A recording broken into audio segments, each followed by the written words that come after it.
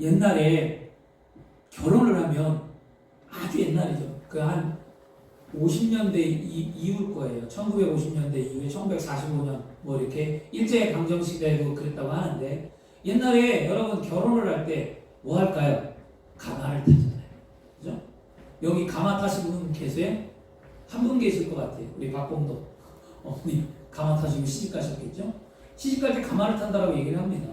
근데 제가 이 재미난 이야기를 하나 읽었어요. 옛날에 결혼을 하면 가마꾼들이 신부를 태우고 신랑의 집으로 데려가는데 가마꾼이 색시를 태우고 가다 보면 가마꾼들이 4명이잖아요. 그렇죠? 앞에 가마꾼이 있고 뒤에 가마꾼이 있어요. 그러면 이런 경우에 앞에 가는 사람은 앞을 내다보면서 가마가 막 가잖아요. 근데 뒤에 가는 사람은 앞을 볼 수가 없어요. 앞이 안 보여요. 가마꾼 앞에 등치가 있는 사람들이 잘 안 보여요. 그래서 가마꾼의 앞사람을 따라간다라고 합니다.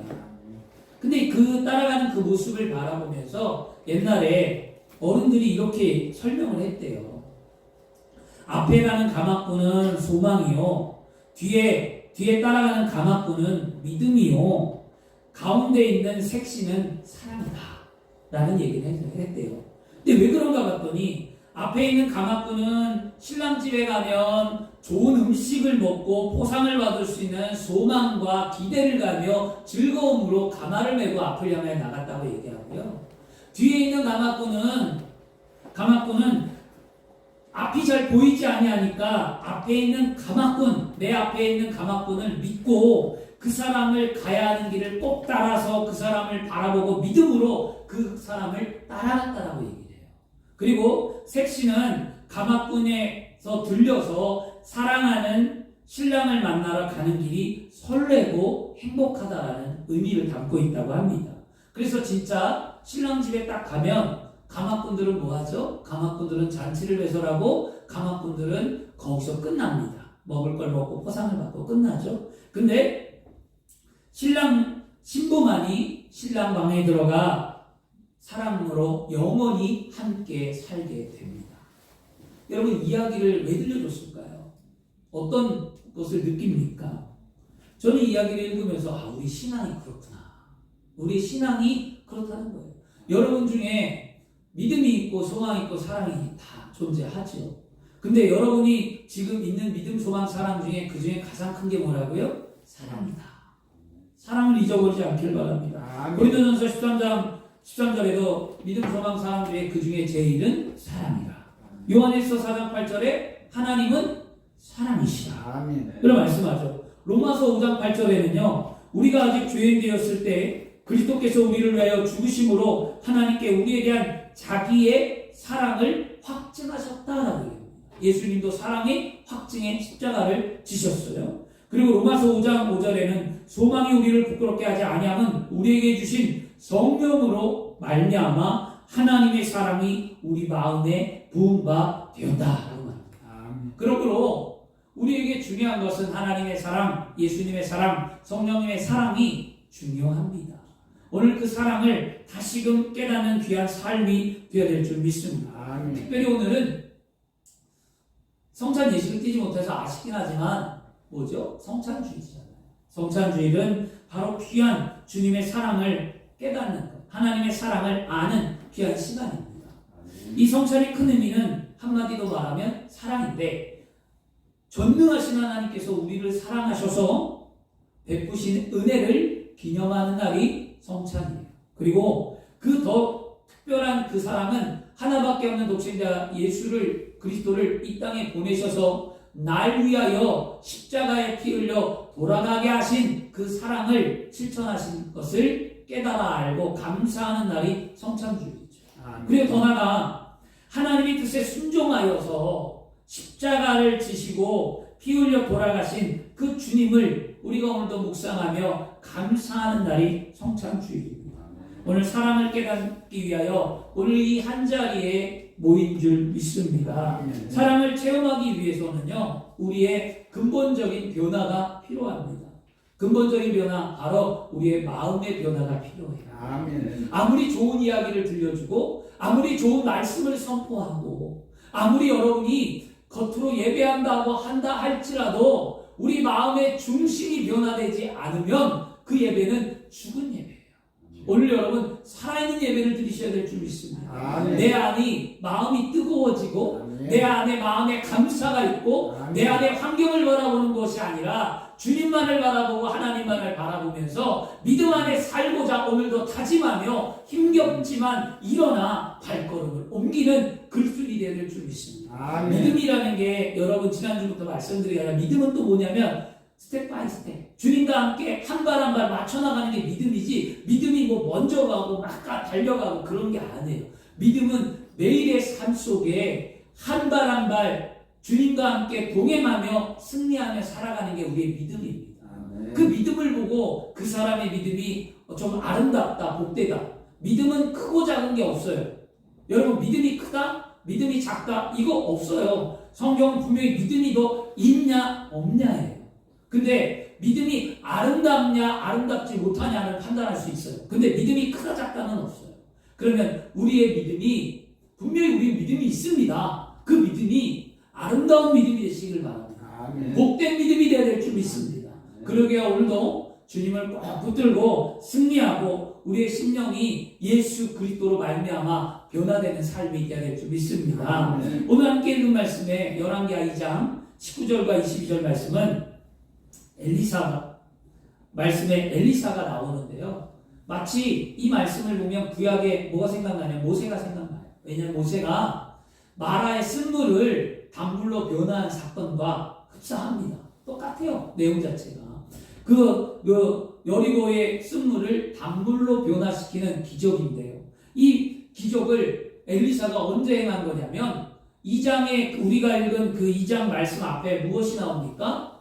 엘리사의 스승 엘리야가 하나님 앞에 들림을 받을 때에 그 마지막 제자로 따라가서 끝까지 그 엘리야를 붙들고 따라갔던 엘리사가 갑절의 능력을 받고 난 후에 첫 번째 기적을 행한 것이 여리고의 쓴물을 강물로 바꿔주는 기적이었습니다.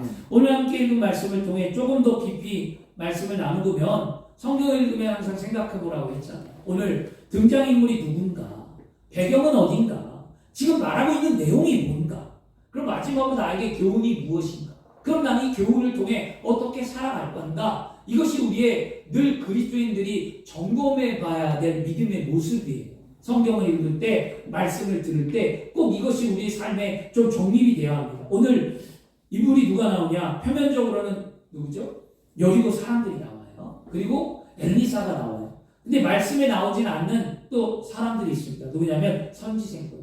그 2장 앞에 보면 여리고에 누가 머물고 있었냐? 선지생도들이 머물러 있었고요. 그 여리고에서 머무르는 선지생도들은 머물고 있었지만 엘리야를 따라 요단강을 건너간 사람은 엘리사 하나밖에 없었어요.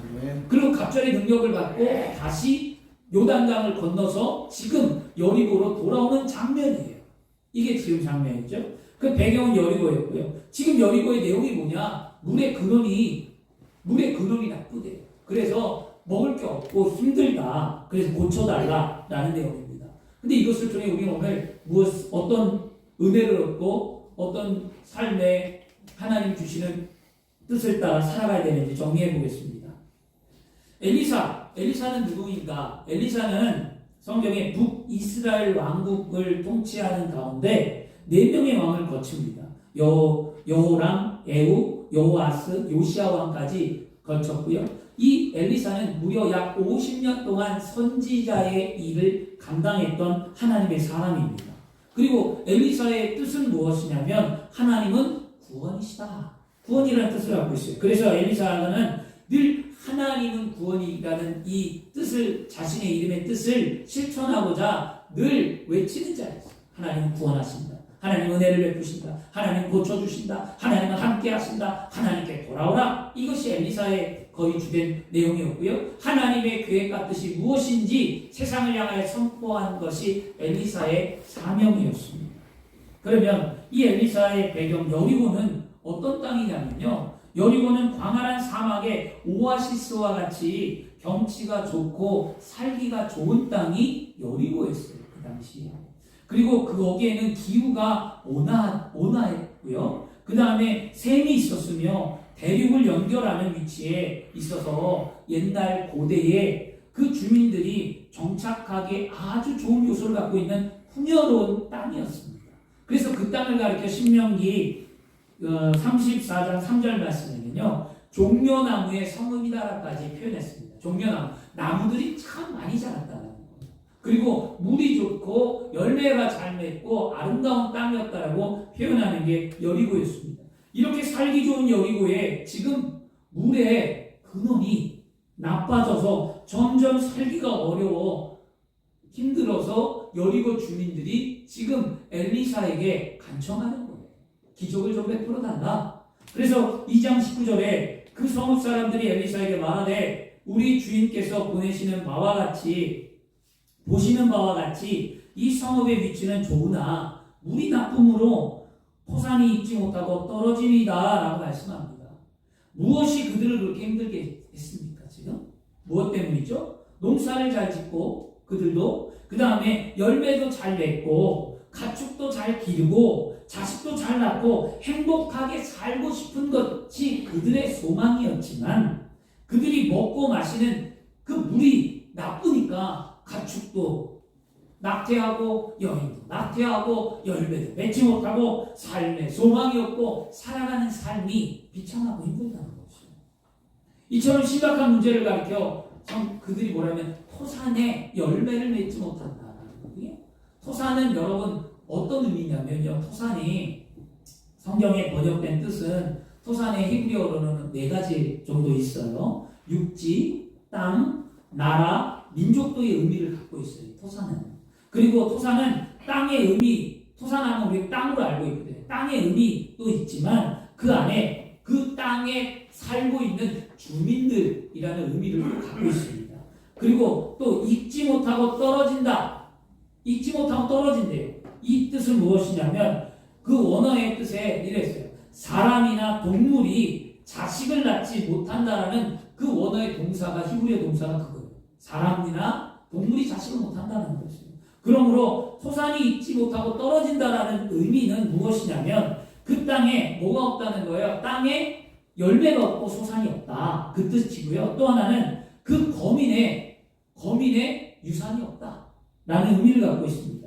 그래서 이것을 다시 풀어서 좀 쉬운 성경과 성경의 의미를 풀어서 말하면 아주 쉬운 말이 뭐냐면 이런 뜻이에요. 선생님, 우리 여리고 성은 참으로 아름답고 위치도 좋은데 물의 근원이 나빠서 이 물이 흐르는 곳마다 토산이 익지 못하고 다 떨어집니다. 물이 좋지 않아 땅에서 열매가 익지 못하고 떨어집니다. 짐승들이 이 물을 먹으면 낙태하고 심지어 어린 아이들을 가진 부녀자들까지도 이 물을 마시면 아이를 낳게합니다.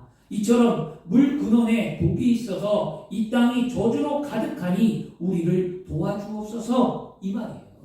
그 안에 의미가 뭐가 안 돼. 물이 나쁘니까 뭐 물을 주는 식물도 죽고 물을 먹는 가축도 낙태하고 그 물을 먹는 인간도 소산이 없고 아무 열매가 없고 지옥 같은 땅이라는 거죠. 그 엘리사는 이 말을 듣고 하나님 앞에 기도합니다. 그 하나님의 지시를 받아서 엘리사가 지금 뭐라고 하냐면 소금을 가져오라는 거였어요. 그릇에 소금을 가져와라 지시했어요. 그리고 그 소금을 엘리사가 그 물에 던져 넣었어요. 그리고 선포합니다.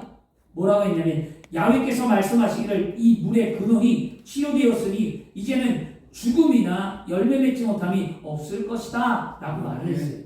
그 엘리사가 선포한 말이 끝남과 더불어 뭐라고 했냐면 오늘날까지 그렇게 이르렀더라 라고 얘기했습니다. 오늘날까지. 그건 어떤 의미입니까? 바로 하나님의 기적은요 계속되어지는 거예요. 일회성이 아니에요. 여러분, 믿음은 구원과 축복과 기적이 일회성이 아니라 영원한 거라는 것을 의미하고 있습니다. 보세요. 영원하잖아요. 하나님의 말씀이 영원하고 하나님의 기적이 베푼 게 영원하고 하나님의 치료가 영원하고 하나님이 함께하는 영원한 거예요. 여러분의 삶에 오늘 영원한 하나님의 은혜가 임해야 될 줄 믿습니다. 그래서 이 물의 근원이 치료받았고요. 생명의 역사가 일어났다는 거죠. 하나님의 그 물의 근원을 치료하기 전에 그것은 어땠습니까? 여리고는 하나님이 물의 근원을 치료하기 전에 사망과 저주가 있었고요. 안 좋은 땅이었고요. 소망도 없는 그런 땅이었어요. 그런데 하나님께서 치료하신 이후에는 생명이 있고 부여가 있고 축복이 있고 즐거움이 있고 행복이 넘치는 땅이 되었다는 거예요. 아멘. 여러분 그 땅을 통해 여러분 무엇을 깨닫습니까? 오늘 이게 말씀이에요. 이 내용이. 그러면 이제 우리가 생각해 볼까요? 이 말씀을 통해 우리에게 무엇을 깨닫게 하는 겁니까? 이 말씀이 무엇을 깨닫게 합니까? 성경은 아담이 타락함으로 말미암아 모든 인간의 마음에 뭐가 들어왔냐면 죄악이라는 게 들어왔어요. 그 죄악의 누룩이 퍼지게 되고 우리 속에 사망과 저주가 자리 잡게 되었어요. 그러므로 말미암아 인간의 마음 속에는 늘 세속적인 것으로 가득 찼어요. 그게 뭐냐? 음란과 방탕과 술 취함과 도둑질과 거짓말과 시기와 질투와 분쟁과 부패가 가득 들어찬 게 인간의 모습이에요. 이런 것들은 다 누가 갖다 줍니까? 마귀가 갖다 주는 것이에요. 마귀가 이런 것들을 우리에게 갖다 주고 우리는 멸망의 길로 인도되는 삶을 살 수밖에 없는 삶의 존재가 우리의 존재였습니다. 갈라디아서 5장 19절과 21절에 부패한 육체의 일에 대하여 정확하게 말합니다. 육체의 일은 분명하니 곧 음행과 더러운 것과 후색과 우상숭배와 주술과 원수 맺는 것과 분쟁과 시기와 분냄과 당짓는 것과 분열함과 이단과 투기와 술취함과 방탕함과 또 그와 같은 것들이라. 전에 너에게 경계한 것 같이 경계하노니 이런 일을 하는 자들은 하나님의 나라의 유업으로 받지 못할 것이니라. 바로 여러분 이런 것들은 부패한 인간의 마음의 죄악의 실체입니다. 죄악으로 세속적으로 가득한 우리 마음으로는요 하늘나라의 유업을 받을 수가 없어요. 여러분 사람들이 얘기해 이 안에 다 걸리는 얘기가 다 여기 있어요. 우리 이런 것들 모습을 끊어버려야 되는 거예요. 분쟁도 끊고 다툼도 끊고 술 취함도 끊고 방탕함도 끊고 여러분 우리가 이게 괜찮다라고 말 안 하는데요. 다 그래요. 성도들하고 얘기해보고 저 신앙생활 20년 부교육자 하면서 뭐 남녀노소 할 것 없이 어린아이 할 것 없이 다 상담받아보고 뭐 해보면 다들 뭐라 하면 합리화해요. 괜찮다. 근데 저도 그냥 이야기해줘요. 괜찮은 거지. 본인이 깨달을 때까지는 답이 없는 거예요. 이거는요. 근데 오늘 말씀을 듣는 여러분 누구 한 사람을 겨냥해서 오늘 말씀하는 게 아니기 때문에 여러분 말씀을 듣고 깨달아야만 합니다. 아멘. 분명히 이런 자들은 뭐 한다? 하늘의 유업을 받지 못한다. 여러분 축복을 구해도 축복이 없는 거예요. 여러분 환경의 문을 구해도 문이 열리지 않는 거예요. 이런 것들 육적인 삶이 변화되지 아니하고 내가 환경이 바뀌기를 원한다. 내 삶이 나아지기를 원한다. 내가 예수 믿는 삶 가운데 복을 받기를 원한다. 여러분 절대 하나님 그런 하나님 아닙니다. 여러분 오늘 이런 마음들이 변화되어야 될 줄 믿습니다. 이게 우리 마음의 근원이라는 거였어요. 그런데 오늘 분명 우리의 마음은 죄악으로부터 고침을 받기 전에는 이 사망과 저주가 벗어날 도리가 없습니다. 바로 우리의 마음의 생명이 근원이 우리에게 있어요. 여리고의 성에 물의 근원이 있듯이 이 사람이라는 우리에게도 생명의 근원이 있는데 그 생명의 근원이 어디입니까? 우리 마음이라는 거예요. 마음. 그래서 잠언서 4장 23절에 무릇 지킬 만한 것 중에 내 마음을 지키라. 생명의 근원이 이에서 납니다. 아멘. 여러분의 마음이 오늘 변화되어야 될 줄 믿습니다. 아멘. 여리고 성의 물에 저주와 사망이 있으므로 곡물들에 결실하지 못한 채 다 떨어지고 가축과 사람들이 낙태했습니다. 오늘 우리가 세상으로부터 도둑질 당하고 죽임 당하며 멸망당하는 것은 하나님을 상실한 우리 마음에 있는 부패한 저주가 원인이라는 거예요. 하나님을 잃어버리지 않길 바랍니다. 십자가의 예수 그리스도의 십자가의 은혜를 잃어버리지 않길 바랍니다. 성령의 충만함을 잃어버리지 않길 바랍니다. 하나님을 저버리고 예수 그리스도를 배반하며 사는 세상에 속한 사람들은 오염된 마음에 넘쳐나는 게 뭐예요? 저주. 그 다음에 뭐예요? 사망. 그리고 뭡니까? 소망이 없는 삶. 하루하루 힘들고 어려운 삶을 살 수밖에 없는 거예요. 안타깝게도 타락한 인간은 스스로 이 부패한 마음을 치료할 수가 없어요. 죄악으로 오염된 우리의 심령은 어떤 교육이나 도덕이나 수양이나 철학으로 절대로 회복될 수 없습니다. 그러면 어떻게 이 마음이 세속으로 물들고 죄악으로 물들고 우리 마음이 이렇게 무너져 내린 우리 마음이 이 마음의 근원이 어떻게 변화될 수 있습니까? 그것은 오직 예수 그리스도의 보혈과 성령의 능력으로 치료될 수 있습니다. 아멘. 엘리사가 여러분 보세요. 엘리사가 성의 물의 근원에 뭘 넣었죠? 소금을 넣었어요. 소금을 넣자 그 물이 치료된 것처럼 우리가 부패하고 우리 마음이 썩고 우리 마음의 근원이 흔들릴 때 우리 안에 예수 그리스도의 보혈의 능력으로 말미암아 우리가 오늘 치료받을 수 있게 될 줄 믿습니다. 아멘. 에베소 2장 1절과 7절 말씀에 성경은 이렇게 말씀합니다. 그는 허물과 죄로 죽었던 너희를 살리셨다. 아멘. 예수 그리스도는 허물로 죽었던 우리를 살리셨대요. 그때 너희는 그 가운데 행하여 세상의 풍조를 따랐고 우리가 지금 삶이 세상의 풍조를 따랐고 공중권세 잡은 자를 따랐으니 곧 지금 불순종의 아들들 가운데 역사하는 영이다. 전에는 우리도 다 그 가운데 우리 육체의 욕심을 따라 지내며 육체의 마음을 원하는 것을 하여 다른 이들과 같이 본질상 진노의 자녀였더니 긍휼이 풍성하신 하나님이 우리를 사랑하신 그 큰 사랑으로 인하여 허물로 죽은 우리를 그리스도와 함께 살렸고 그리스도와 함께 살렸대요.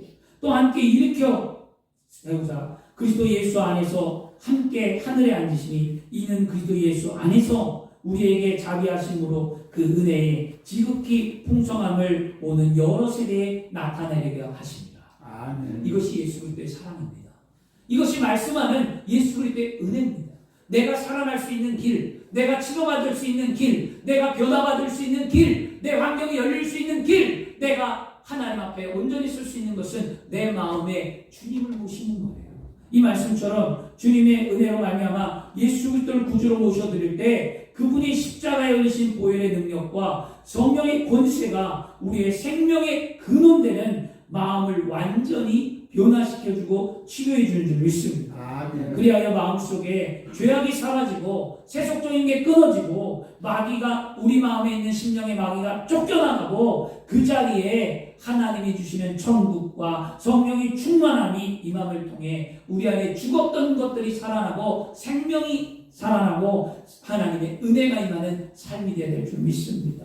오늘 우리에게 있어서 예수 그리스도께서 십자가에 흘리신 보혈은 엘리사가 물의 근원에 청결하게 소금을 넣은 것처럼 우리의 안에 주님의 십자가의 보혈의 능력이 들어와야만 우리는 오늘 치료받습니다. 아멘. 그러므로 예수 보혈의 피를 의지하십시오. 아멘. 그 피가 마음에 증거가 되기 위해 기도하십시오. 아멘. 그 피로 내 생명이 다시 살아남에 감사하십시오. 아멘. 오늘 이것이 성찬의 의미요 그의 주일 예배입니다. 아멘. 오늘 우리는요 죄악으로 오염된 심령 속에 예수 그리스도의 십자가로 말미암아 다시 변화를 받아 새 사람이 되어야 될 줄 믿습니다. 아멘. 새 사람이 되시고 그러면 새 사람이 되는 우리 말씀 좋아하는 말씀들 많잖아요.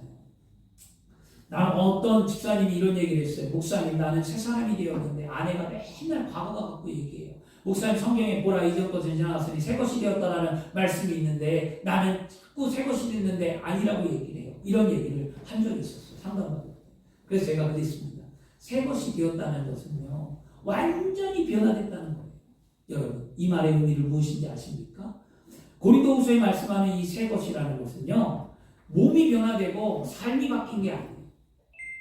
무엇이 바뀐 걸까요? 그의 중심의 마음이 바뀐 거예요. 마음이 바뀌면 삶이 바뀌고 삶이 바뀌면 행동과 모습이 바뀌는 거예요. 그런데 본인의 마음은 완전히 바꿔지지 않으면서 나는 새 것이 되었는데 아내가 자꾸 나를 질타한대요. 근데 새 것이 되었으면 어떤 삶을 살아야 될까요? 과거의 삶을 살면 안 돼요. 새 것이 되었으면 절대로 삶의 의미 속에 내가 행해야 되지 말아야 될 것을 하지 말아야 돼요. 이게 구원이에요, 여러분. 이게 구원받은 하나님의 삶입니다. 여러분 왜 구원받으면 거룩하고 아름답게 살아야 되냐고요. 예수 그리스도의 십자가의 은혜가 무엇인지 알고 내가 예수를 통해 구원을 받고 새 사람이 되었으면 나는 변화되어진 삶을 사는 거예요.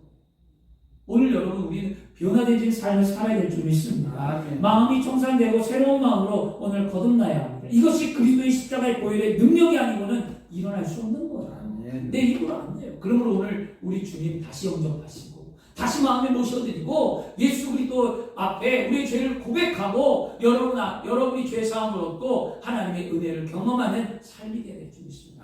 하나님이 중요한 사실, 하나님 과거는 묻지 않아요. 사실 얼마나 감사합니까? 과거에 내가 어떤 죄를 졌든 뭘 했든 묻지 않지만 오늘 이 시간만큼은 주님이 우리에게 묻습니다. 아들아, 딸아, 어떤 죄가 있느냐? 아들아, 딸아, 무엇을 고백하기를 원하느냐고 그 물으심 앞에 주님, 내가 이런 죄 가운데 살았고 이런 세속적인 삶을 살았고 이런 모습 가운데 오늘 이 자리에 나왔사오니 오늘 십자가의 보혈로 나를 용서해달라고 말하십시오.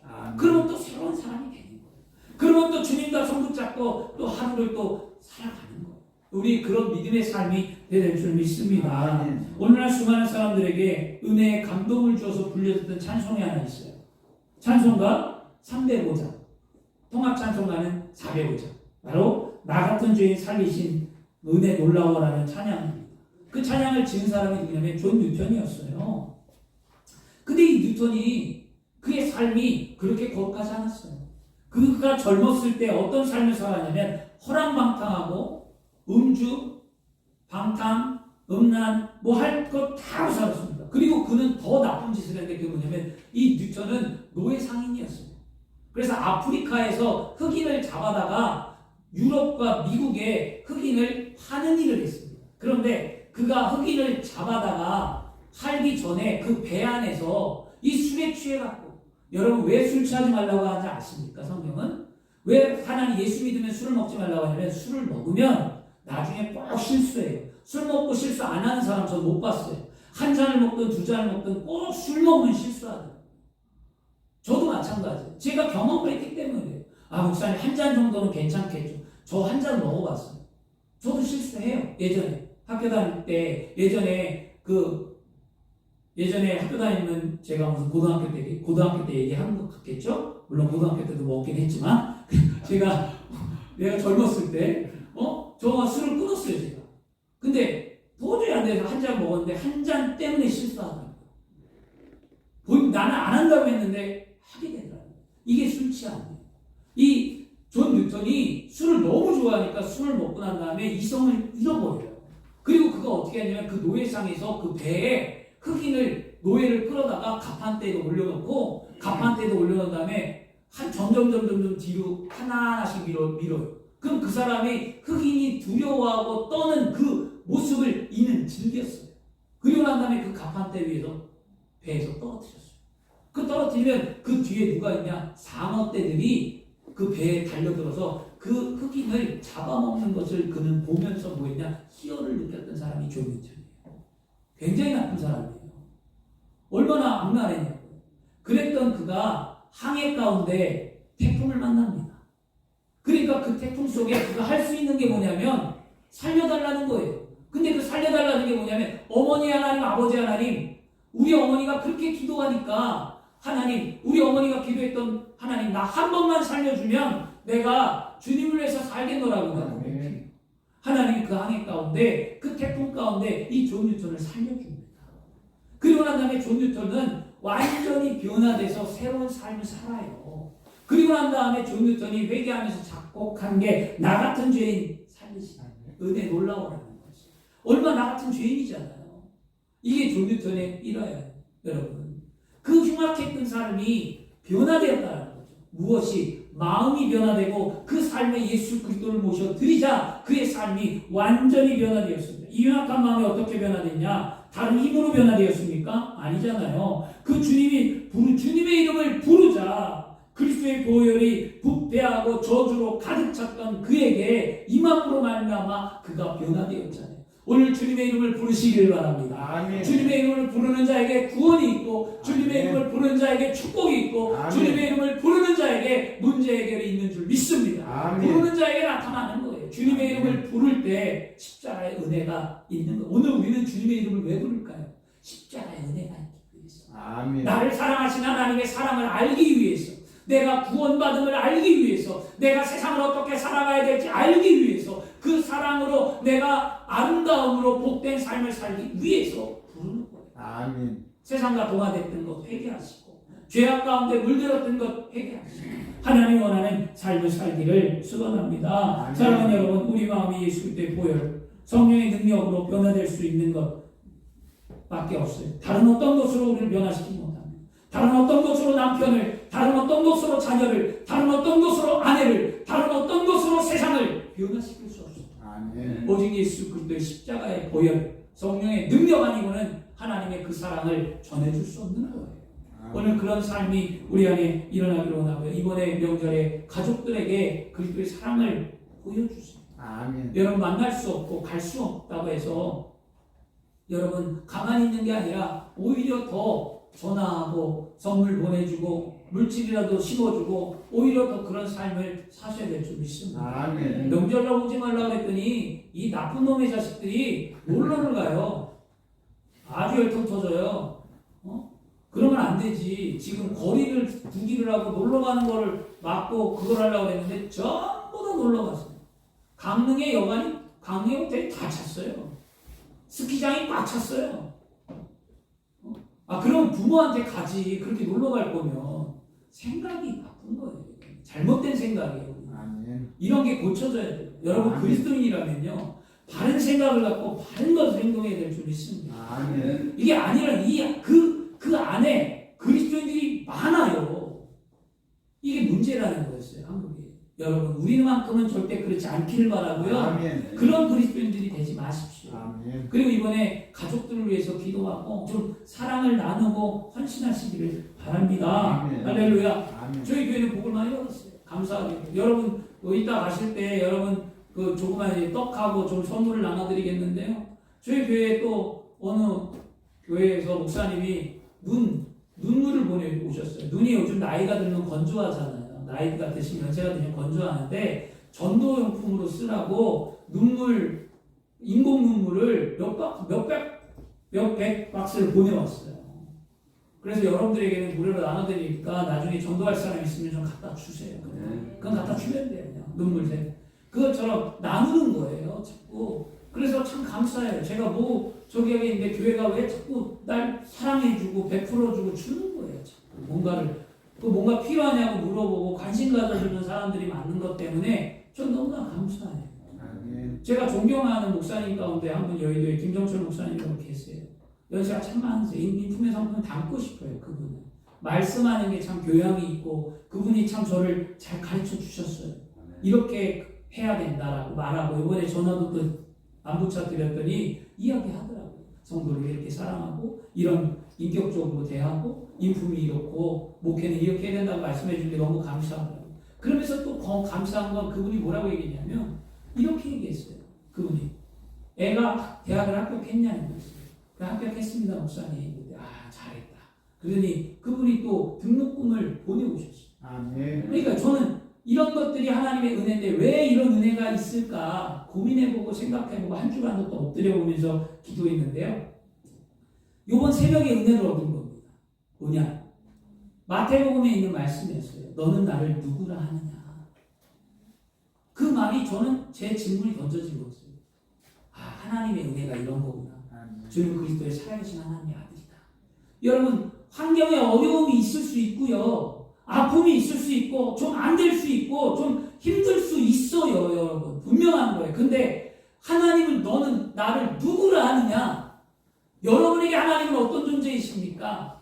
예수님은 어떤 존재이시고 성령은 어떤 존재이십니까? 그것을 우리가 깨달아 알을 때 우리는 은혜를 알고 믿음이 생기고 그 안에 하나님의 길이 보여집니다. 오늘 그런 삶이 되어야 될 줄 믿습니다. 그러기 위해 우리가 꼭 오늘 해야 될 게 있어요. 마지막으로 우리가 깨달아 알았다면 이제 말씀을 통해서 배경도 알고 등장인물도 알고 교훈도 알고 그리고 내가 오늘 깨달았다면 우리에게 꼭 해야 될 일이 있어요. 이게 뭐냐면 우리의 변화를 받기 위해 우리가 해야 될 게 뭐냐. 잊지 마십시오. 따라하겠습니다. 회개해야 합시다. 회개합시다. 회개해야 아멘. 회개. 2000년 전에 예수님께서 이 땅에 하나님께서는 사랑으로 독생자 예수 그리스도를 보내주셨어요.